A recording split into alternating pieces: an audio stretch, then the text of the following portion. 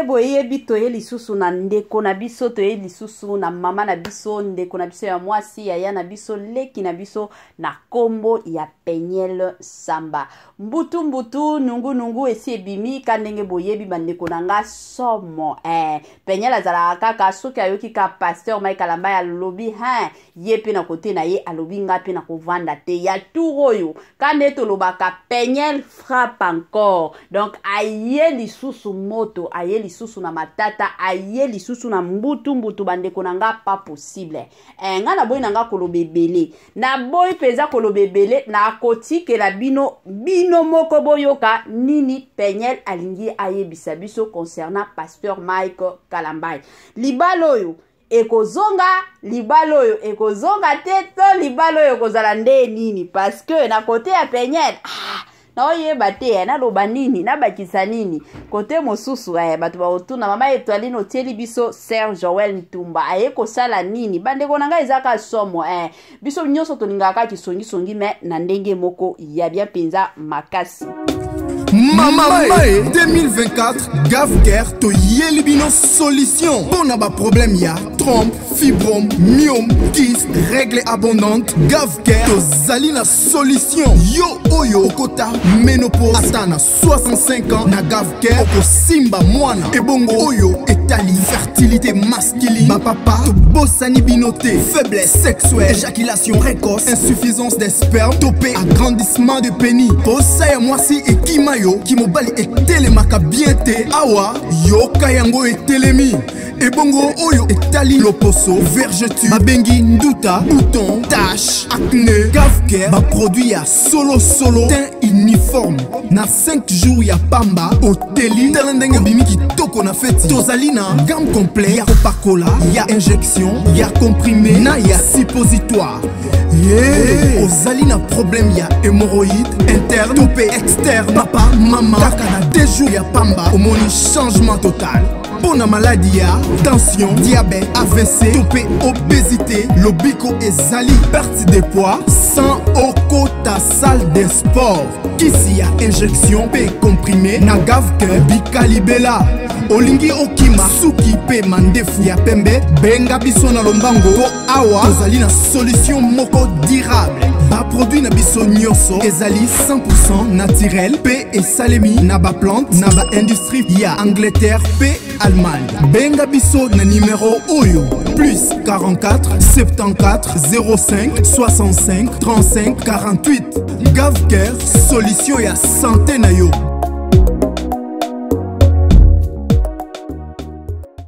Gavker aye pesa na makambo kitoko Gavker aye po na lobiko na biso kande na lobaka toujours et encore na Gavker bika na yo libela na système moko ya bien ebele ya bato ba otuna ka mama Etoiline yokota kana makambo eza nini tolingi to yoka Peniel avant to koma kuna ezala malamu mingi na ye nanu kopesa bambote la famille yango na olinga kopesa bambote na balandi nyonso Etoiline Ines TV de partout au bolanda ngai. Permettez-moi de vous dire bonjour, bonsoir et surtout bon après-midi. Et cela ne dépendra qu'à l'heure à laquelle vous allez nous suivre.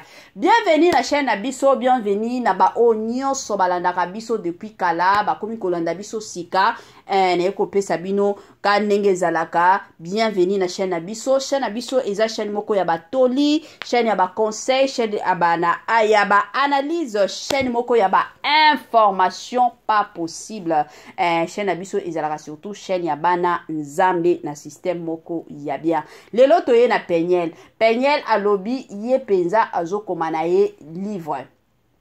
Na livre wana nde akobimisa makambo nyonso livre yango akoteka ngo to ekozala ndenge nini bandeko nanga tokoyoka Peniel makambo oyo ye moko akobimisa na munoko na ye avant tokota kuna la famille e ozala malamu mingi na ya nanu kopesa bambote ka ndenge ezalaka en tout cas na pesi bambote na ye moko Linda bukulu ya balinda madame Gracia Poi ya ba Gracia talaka yo mwasi nzambe bambote na madame Marie-Josée Chala na pesio bambote na nga na système moko ya bien na madame Judith Diampovisa la parisienne moko ya tongo bambote nanga kandenge zalaka na système moko kitoko surtout na madame Sidonia Siala bambote na madame Vicky Mambonzo na pesio bambote depuis Sénégal bambote na mama Titi mama Tina mama Joséphine mama Eugénie Zemanga bambote na mama Christine Lonongo.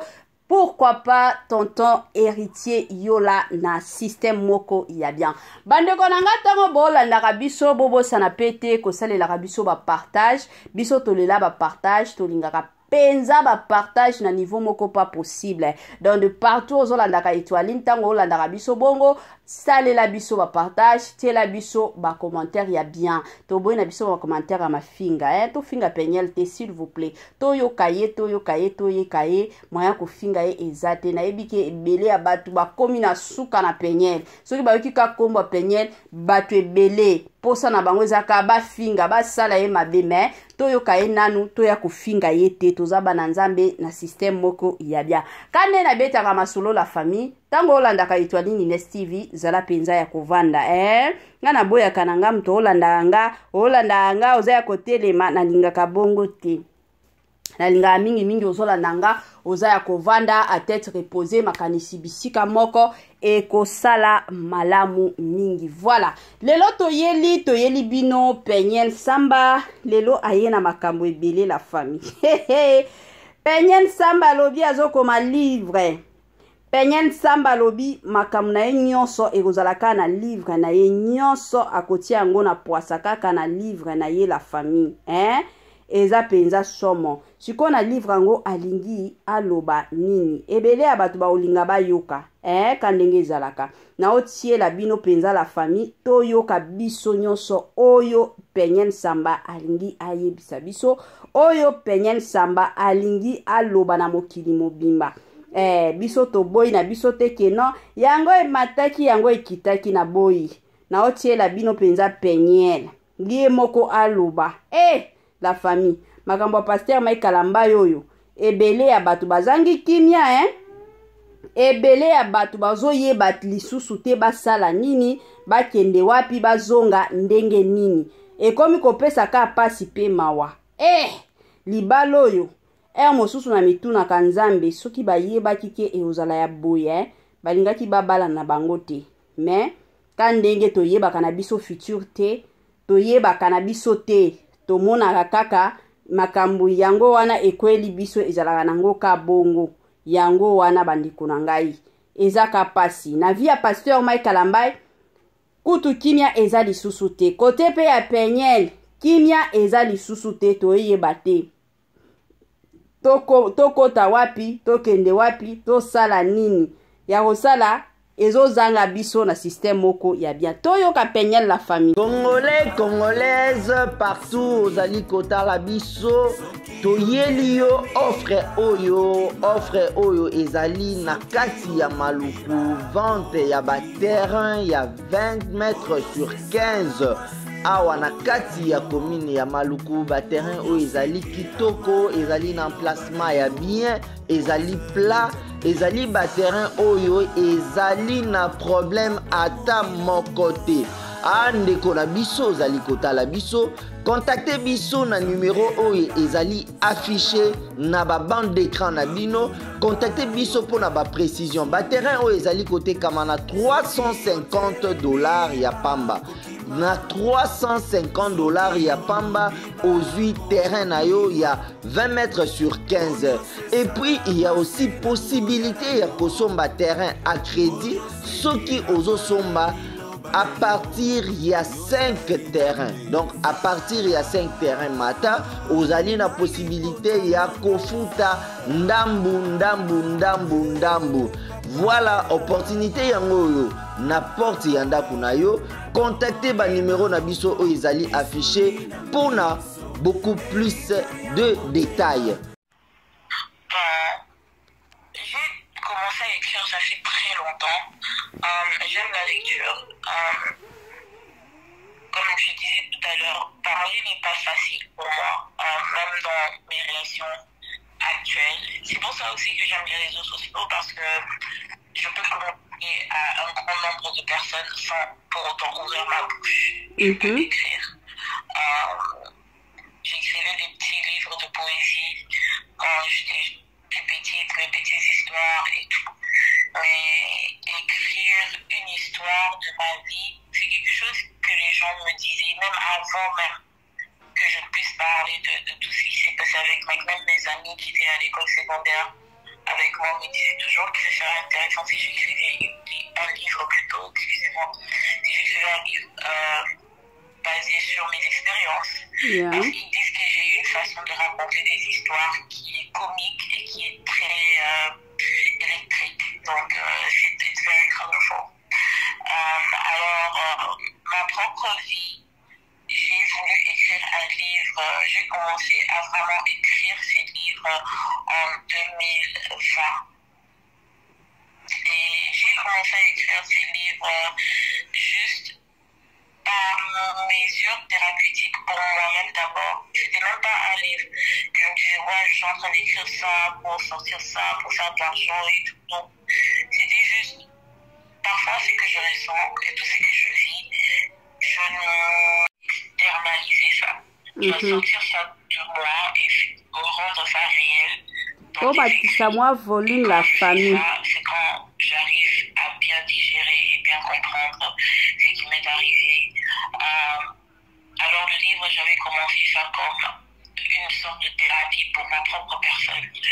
Et quand je donnais quelques passages à certains amis, bien à mon psy, ou bien à quelques-uns personnes qui me disaient toujours tu dois continuer et si ça t'arrange, en tout cas on t'encourage de sortir ce livre. C'est comme ça, c'est une histoire vraiment unique et aussi vous allez peut-être vous souvenir de certaines choses que vous allez retrouver dans le livre que j'ai dit publiquement dans des lives, bien sûr Instagram, mais je dirais que 95% de ce qui est dans ce livre-là n'a pas encore été dévoilé au grand public. Il y a beaucoup qui se passe dans le monde.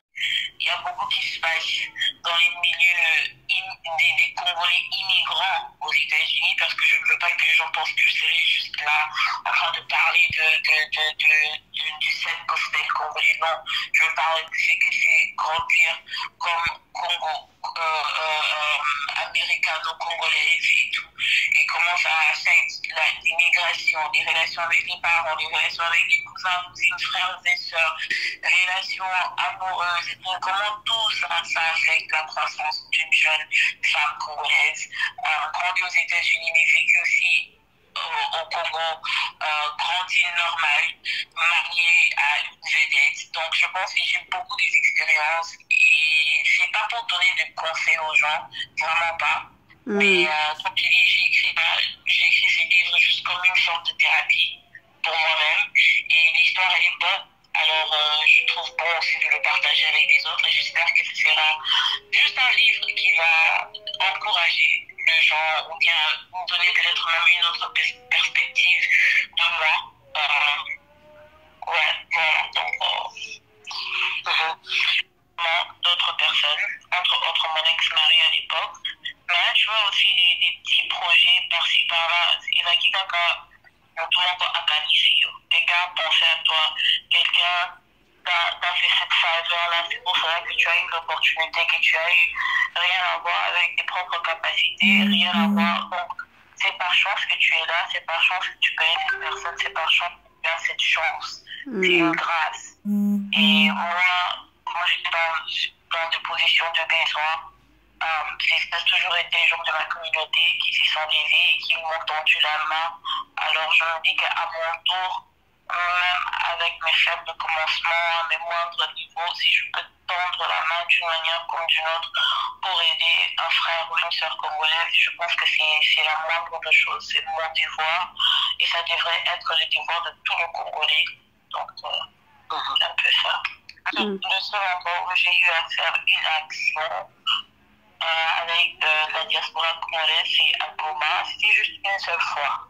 C'est juste une seule fois. Donc, c'est pas comme si j'ai l'habitude de partir et tout. Je n'ai pas développé un habitude. Je le fais fréquemment, mais la seule fois où je suis partie, je ne me rappelle pas d'avoir ressenti une sensation vraiment de peur jusqu'à ce que je sois arrivée sur place. Donc, quand on est en train de planifier pour que je voyage vite pour aller déposer les fonds et faire ce qu'on devait faire à Goma, je n'avais pas peur. J'ai commencé à avoir peur quand on est arrivé en Irlande. Et je me suis dit, ouais, je suis vraiment dans l'air, je suis en route pour Goma. Ça fait je ne sais pas combien d'années que je n'ai pas été au Congo, ça fait pas, je ne sais pas combien d'années que je n'ai pas été à Goma, je ne sais pas comment ça va être et tout. Mais là, je pense que si quelque chose est dans la volonté de Dieu, Dieu va nous accompagner. Et si Dieu nous accompagne, bon, Matissa, volume la famille. Donc, tu peux mettre Dieu et l'échec dans une situation ensemble. Et ça va pas se marier, ça va marcher. Et puis, les photos, j'ai envie de. En fait, je me rappelle, c'était 2017. Ça fait tellement longtemps parce que j'étais aux États-Unis pour les études.